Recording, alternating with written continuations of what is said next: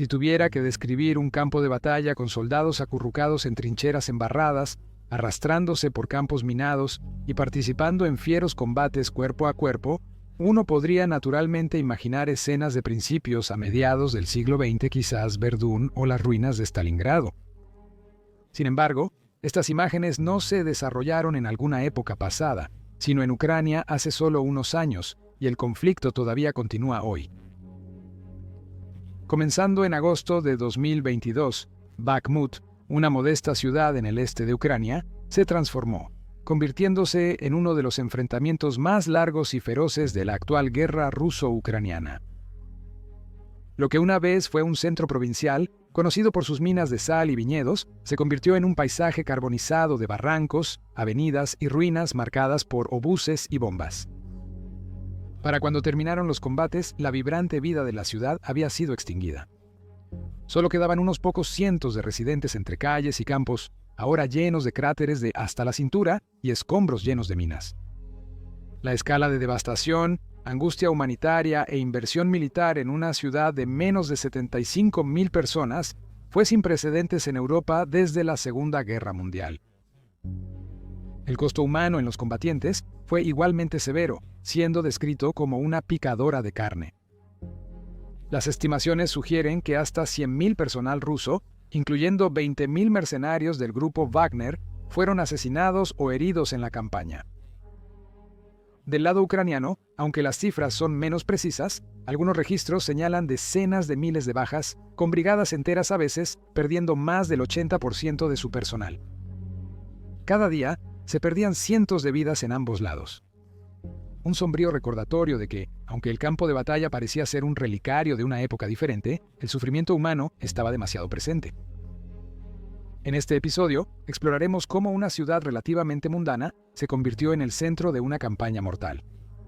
Examinaremos el camino político y militar hacia Bakhmut, su geografía y valor estratégico, y los detalles desgarradores de la batalla en sí, reflexionando sobre lo que la lucha por Bakhmut revela sobre la guerra más amplia en Ucrania, una guerra que, al momento de esta grabación, sigue en curso. Bienvenidos a Guerras del Mundo. A finales de 2013, estallaron protestas generalizadas en Kiev después de que el presidente Viktor Yanukovych abandonara abruptamente un acuerdo de asociación planificado con la Unión Europea, optando en cambio por estrechar lazos con Moscú. Estas manifestaciones, conocidas como la Revolución de Maidán, se intensificaron en febrero de 2014, culminando en violentos enfrentamientos que dejaron más de 100 muertos en lo que fue la semana más sangrienta en Ucrania desde la independencia en 1991. Yanukovych huyó del país y se instaló un nuevo gobierno interino con orientación pro-occidental. Rusia etiquetó el cambio de gobierno como un golpe de Estado ilegítimo. En cuestión de días, hombres armados no identificados, confirmados posteriormente como fuerzas especiales rusas, se apoderaron de sitios clave en Crimea, que era territorio ucraniano.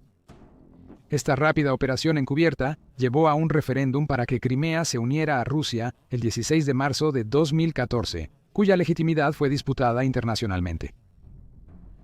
Los resultados oficiales mostraron que el 97% estaban a favor de unirse a Rusia, con la votación ocurriendo bajo una fuerte presencia militar rusa. El 18 de marzo, Rusia anexó formalmente Crimea, un acto que fue condenado por la Asamblea General de las Naciones Unidas, que afirmó abrumadoramente la integridad territorial de Ucrania. A raíz de la anexión de Crimea, separatistas prorrusos tomaron edificios gubernamentales en Donetsk y Luhansk, declarando la independencia de Kiev. Rusia lanzó una operación militar en respuesta, pero el conflicto se estancó. Los acuerdos de Minsk de 2014 y 2015 tenían como objetivo detener los combates, sin embargo, los enfrentamientos continuaron y el saldo a principios de 2022 había alcanzado al menos 14,000 muertes y 2 millones de desplazados. Detrás de escena, la OTAN y la Unión Europea también estaban reaccionando.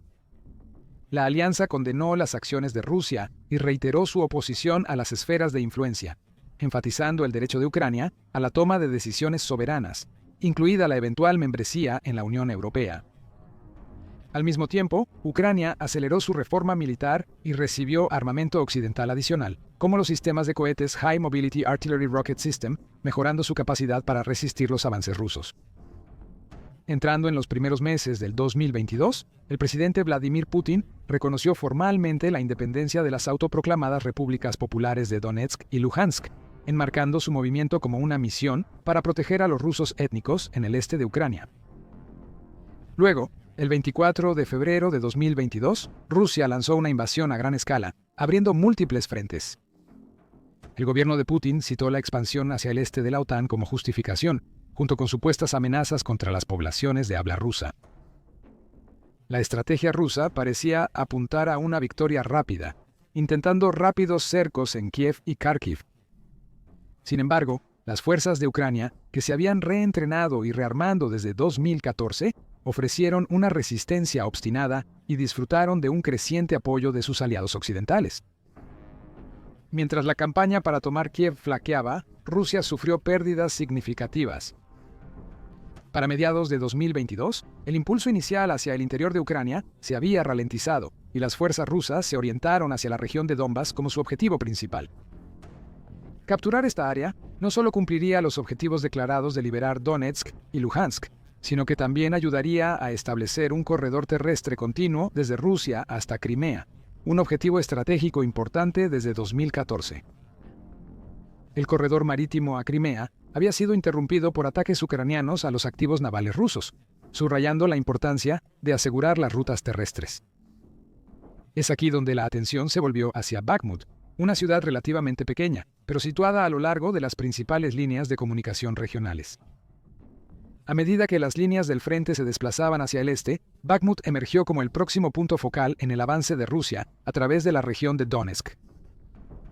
Los funcionarios rusos continuaron enmarcando las operaciones en el área como parte de una operación militar especial más amplia diseñada para proteger a los hablantes de ruso y desmantelar la infraestructura militar de Ucrania. Mientras tanto, las fuerzas ucranianas prepararon extensas posiciones defensivas para resistir cualquier intento de avance. Así, para el verano de 2022, se puso en marcha una larga lucha por Bakhmut. Rusia estaba presionando para consolidar su control sobre Donbas y asegurar Crimea, mientras que Ucrania estaba cavando para prevenir otro avance.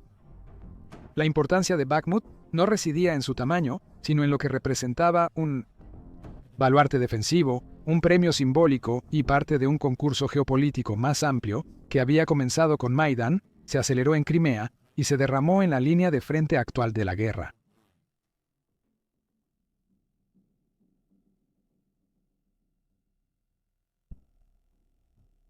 Antes de la guerra, Bakhmut era una ciudad modesta, pero históricamente rica en la región de Donetsk, en el este de Ucrania. Históricamente hablando, Bakhmut tenía un valor estratégico mucho antes de 2022. Se construyó una fortaleza allí en los siglos XVI y XVI-XVII, junto al río Bakhmutka, de donde la ciudad obtiene su nombre. Las salinas y las viviendas crecieron a su alrededor con la llegada de los ferrocarriles a finales del siglo XIX. A principios del siglo XX, la industrialización expandió la ciudad a lo largo de las carreteras y el ferrocarril. Para mediados de siglo, la población alcanzó su máximo de alrededor de 83.000. Con el tiempo, durante los siglos XIX y XX, Bakhmut se convirtió en un modesto centro industrial, su economía anclada en la minería de sal y yeso, mientras que sus cavernas subterráneas servían como bodegas para una notable industria de vinos espumosos, lo que le valió a Bakhmut la reputación de ser la ciudad del vino y las rosas. Adornada con avenidas frondosas, parques y edificios de finales del siglo XIX, la ciudad mantenía una modesta escena turística que complementaba su base industrial. Demográficamente, Bakhmut reflejaba el mosaico lingüístico del este de Ucrania. La población había disminuido a alrededor de 75.000 a principios de 2022, con alrededor del 70% de los residentes identificándose como ucranianos étnicos, junto con una significativa minoría rusa de aproximadamente el 28%, y una mezcla de bielorrusos étnicos, armenios, gitanos y judíos. Aunque no es una metrópolis importante, el atractivo de Bakhmut en términos militares radica en su posición como un cruce logístico. Se encontraba en la intersección de arterias viales clave, notablemente la MO3 que conecta Kiev con Donetsk y sus líneas de ferrocarril que servían a la región más amplia de Donbass. Desde la perspectiva de Kiev, mantener Bakhmut era vital para retrasar los avances rusos, interrumpir las cadenas de suministro y ganar tiempo para construir líneas defensivas robustas más al oeste.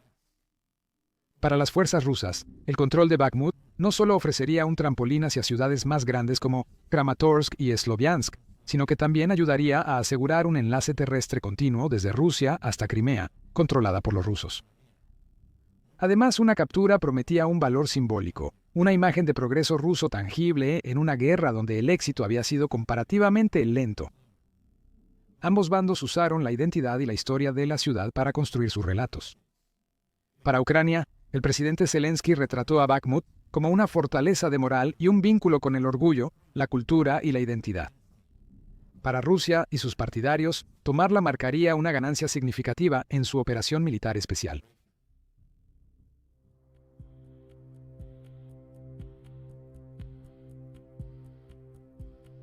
Para finales del verano de 2022, el paisaje alrededor de Bakhmut había cambiado de una región agrícola tranquila, aunque tensa, a una de las zonas más violentamente disputadas en la guerra. Las fuerzas rusas comenzaron su asalto en serio entre agosto y octubre, apretando lentamente su posición alrededor de las afueras de la ciudad. Pueblos como Opitne, Ivanrad y Bershina se convirtieron en las líneas del frente de un avance agotador, a menudo cambiando de manos varias veces bajo una tormenta incesante de artillería. Central en esta fase fue la participación del grupo Wagner, una compañía militar privada rusa, cuyas tácticas se hicieron infames a medida que se desarrollaba la batalla.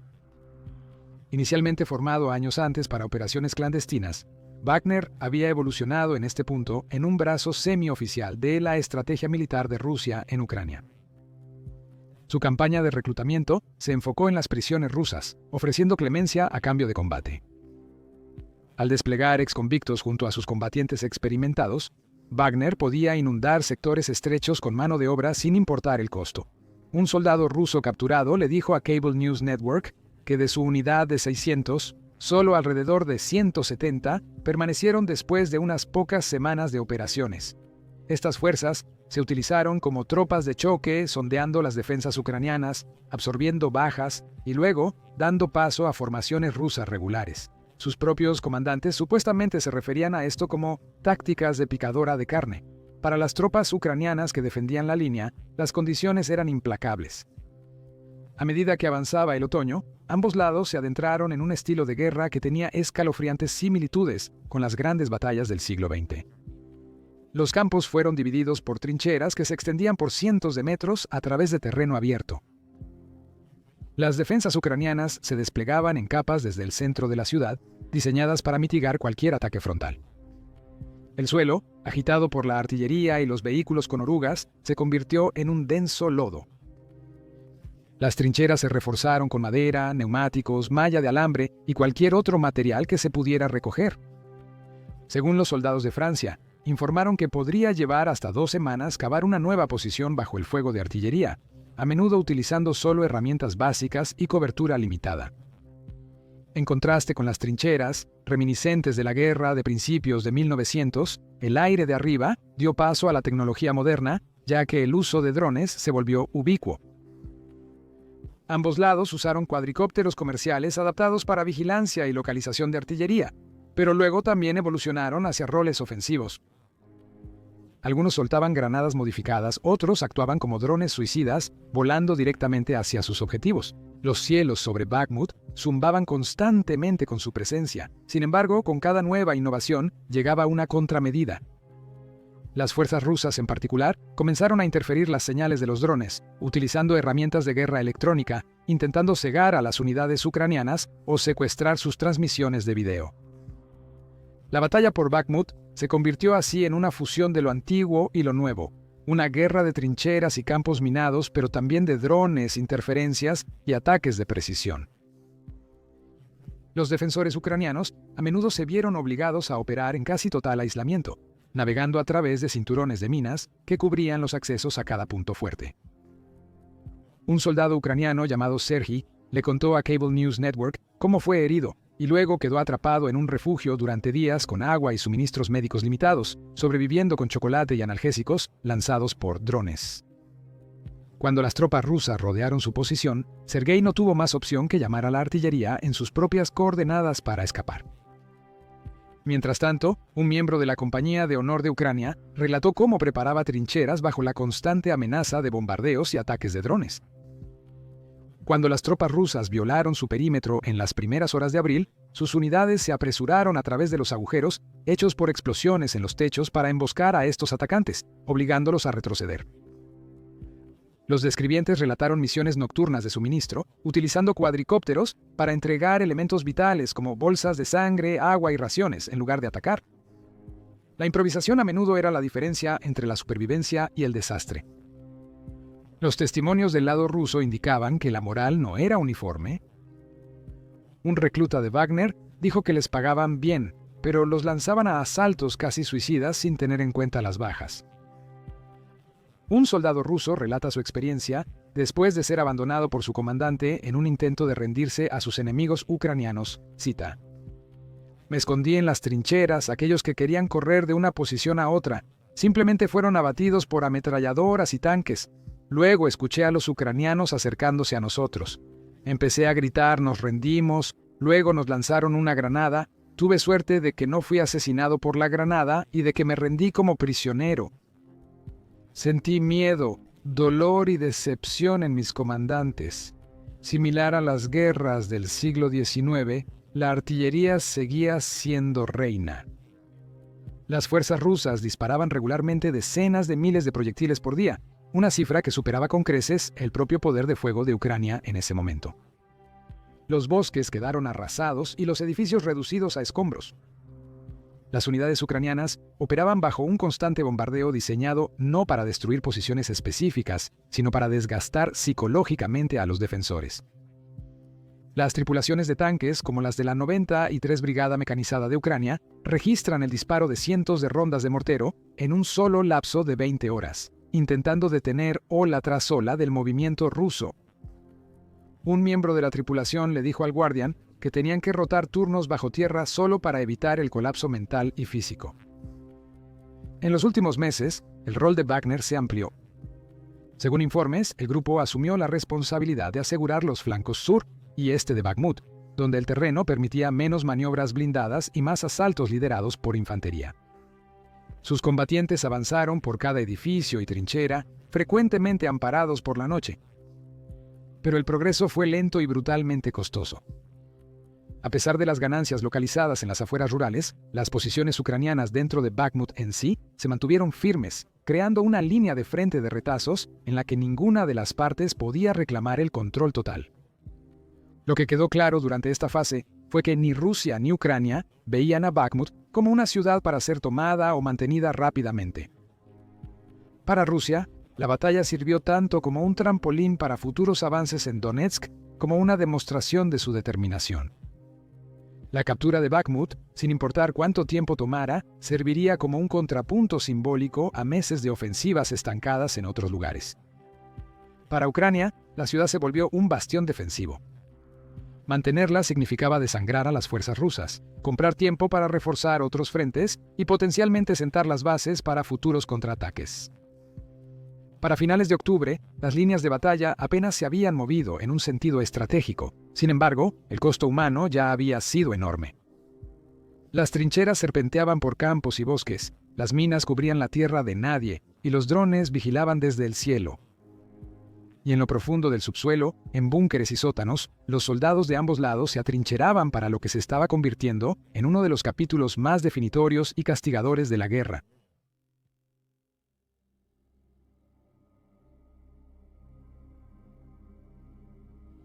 En noviembre de 2022, la batalla por Bakhmut se intensificó hasta convertirse en una gran ofensiva urbana. Las fuerzas rusas, reforzadas por la infantería dirigida por Wagner y unidades regulares redirigidas, intensificaron los asaltos a las ciudades circundantes con el claro objetivo de cercar la ciudad. La cercana Soledar, atrincherada al norte de la ciudad, se convirtió en un campo de batalla crucial. Los repetidos ataques rusos durante todo octubre no lograron asegurar Soledar. Pero a principios de noviembre, las unidades de Wagner habían renovado sus esfuerzos con asaltos en forma de oleada. La viceministra de Defensa ucraniana, Hanna Maya, describió más tarde esta zona como el epicentro de los combates. A pesar de la feroz resistencia, a finales de diciembre, las fuerzas lideradas por Wagner capturaron el pueblo de Bakhmutska el 27 de diciembre, avanzando en tándem sobre Soledar mismo.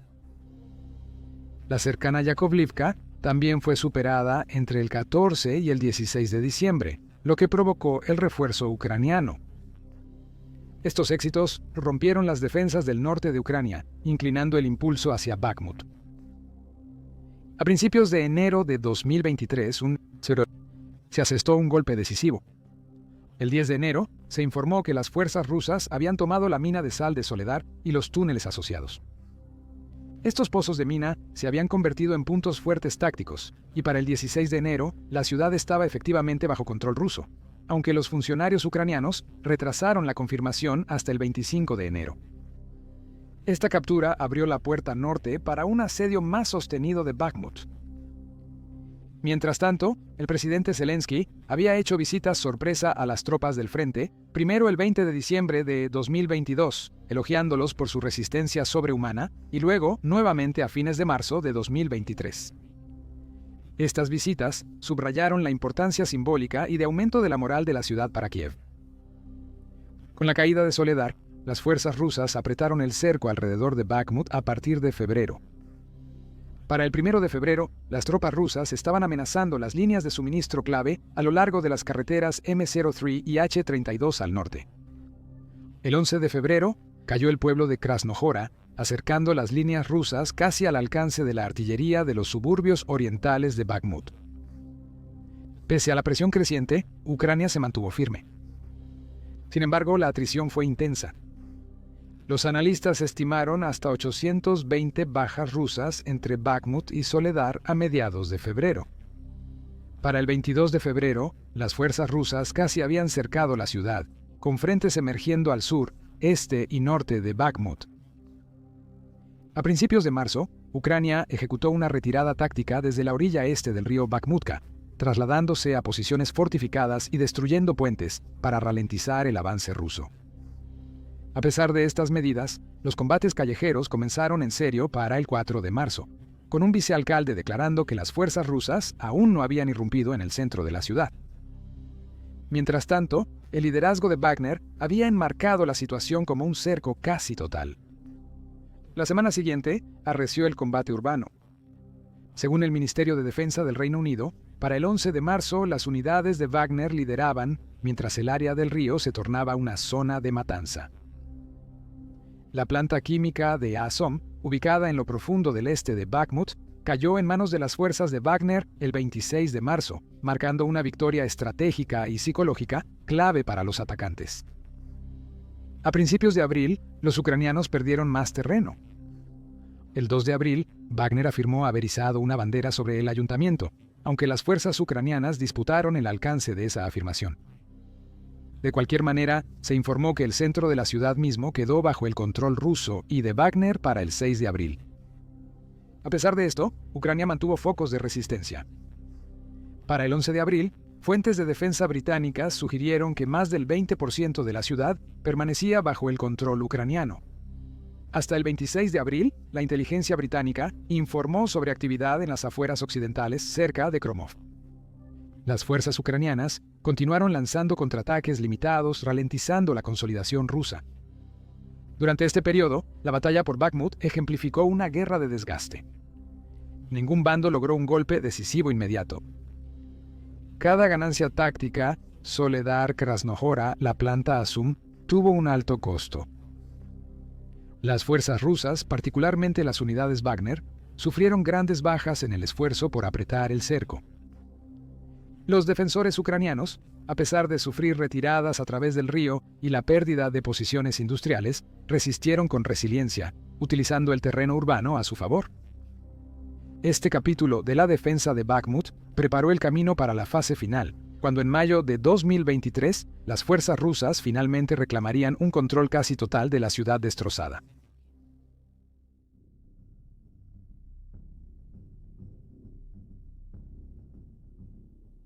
Para mayo de 2023, 9 meses de agotador combate habían reducido Bakhmut a ruinas.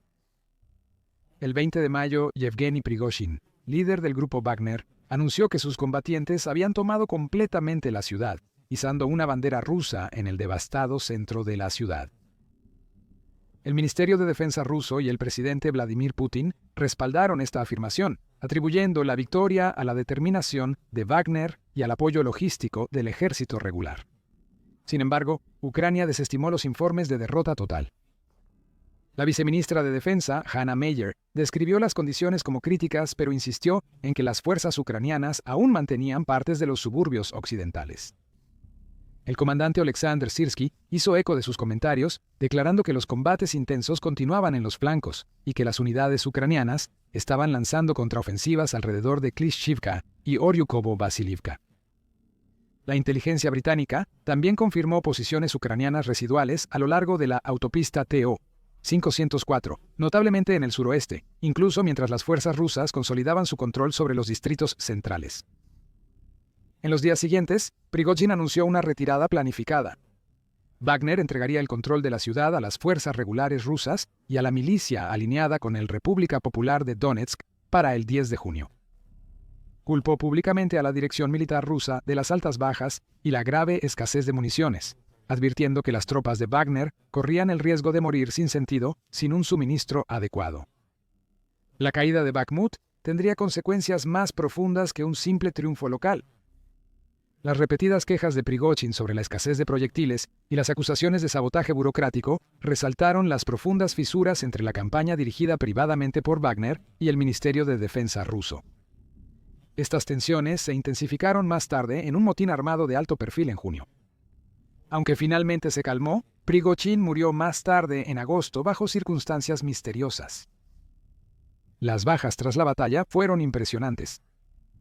Investigadores independientes estimaron que casi 20.000 luchadores de Wagner, muchos reclutados como convictos o con poca formación, murieron en la operación de 10 meses, con un promedio de más de 200 bajas cada día. Las pérdidas ucranianas son más difíciles de cuantificar con precisión, pero las pérdidas de Ucrania confirman que más de 11.800 soldados ucranianos murieron. Rusia presentó a Bakhmut como una victoria simbólica, el primer éxito de campo de batalla inequívoco desde principios de 2022. Mientras tanto, los líderes ucranianos enmarcaron su defensa como una operación estratégica destinada a agotar los recursos rusos y retrasar más ofensivas en otros lugares. Finalmente, la caída de Bakhmut no fue ni una victoria inequívoca ni una derrota.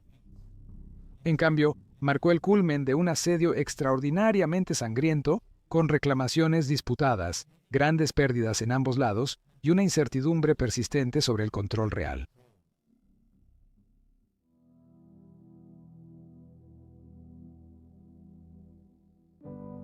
Para finales de mayo de 2023, la batalla de Bakhmut había dejado la ciudad en ruinas y había reconfigurado las fortunas de ambos ejércitos.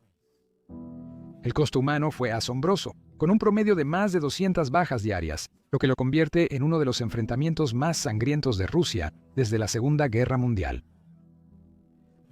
La devastación también fue vasta. Para mayo, la población prebélica de Bakhmut, de alrededor de 75.000, había prácticamente desaparecido. Solo quedaban unos cientos de residentes entre edificios destrozados y campos minados hasta la cintura. El patrimonio centenario de la ciudad, incluyendo sus minas de sal y viñedos, yacía sepultado bajo escombros, lodo y desechos. Desde una perspectiva analítica, Bakhmut ofrecía ventajas tácticas y valor simbólico, pero su importancia estratégica era limitada. El control de Bakhmut proporcionó a Rusia un modesto impulso al corredor terrestre entre Donetsk y Crimea, y permitió que la artillería alcanzara áreas más profundas defendidas por Ucrania. No obstante, el Ministerio de Defensa del Reino Unido y el Consejo de Seguridad Nacional de los Estados Unidos consideraron su captura mayormente simbólica, con poco impacto en el frente más extenso. Analistas como Konrad Musaker y Mark Galeotti señalaron el caso clásico de una falacia de costo hundido, argumentando que Rusia persiguió un objetivo costoso y motivado por el prestigio, ya que el valor del territorio no justificaba el gasto humano. Para Ucrania, la defensa tuvo un alto costo. Colocar unidades entrenadas y activos clave de artillería en Bakhmut agotó sus reservas que eran necesarias para las contraofensivas planificadas para la primavera y el verano. Sin embargo, defensores de la defensa, como el Instituto para el Estudio de la Guerra, y analistas como George Barros y el coronel retirado Mark Kansian, argumentaron que forzar a Rusia a una guerra de desgaste era estratégicamente sólido. Afirmaron que la resistencia ucraniana debilitó significativamente la capacidad ofensiva rusa, impidiendo avances más profundos en Donetsk y limitando la capacidad de Moscú para lanzar sus otras operaciones. Las consecuencias también se extendieron más allá del campo de batalla. Las fuertes pérdidas de Wagner desataron una amarga disputa pública entre Yevgeny Prigozhin y el Ministerio de Defensa ruso, dañando la cohesión militar rusa y culminando en un motín fallido en junio y la misteriosa muerte de Prigozhin en agosto. Por otro lado, la moral ucraniana se fortaleció. El presidente Zelensky visitó repetidamente Bakhmut, subrayándolo como una fortaleza y un símbolo de resistencia nacional. En los meses siguientes, Bakhmut se convirtió en un terreno de preparación en lugar de un nodo de primera línea. Rusia pasó a consolidar posiciones, minando tierras de cultivo y preparando sus defensas, mientras que Ucrania se reenfocó en la planificación de contraofensivas con nuevo equipo occidental. La reconstrucción enfrentó desafíos desalentadores: desminado generalizado, reconstrucción de infraestructuras y la cuestión de si los residentes desplazados podrían regresar. Finalmente, la batalla de Bakhmut se destaca como una de las victorias pírricas más raras en la guerra moderna. La afirmación de Rusia de haber ganado vino con un costo tremendo, y la decisión de Ucrania de defenderse tan ferozmente también agotó su propia fuerza. Mientras los analistas estratégicos continúan debatiendo su valor, surgen ciertas conclusiones. La batalla sirvió tanto como una prueba de desgaste como una declaración política. Su impacto simbólico bien podría eclipsar su recompensa táctica, y aunque ninguna de las partes logró una ventaja operativa decisiva, las ondas de Bakhmut continúan. Wagner se debilitó fundamentalmente, las fuerzas ucranianas perdieron personal experimentado, y la que una vez fue la pintoresca ciudad de Bakhmut se ha convertido en un potente símbolo de resistencia nacional y los costos más amplios de la guerra.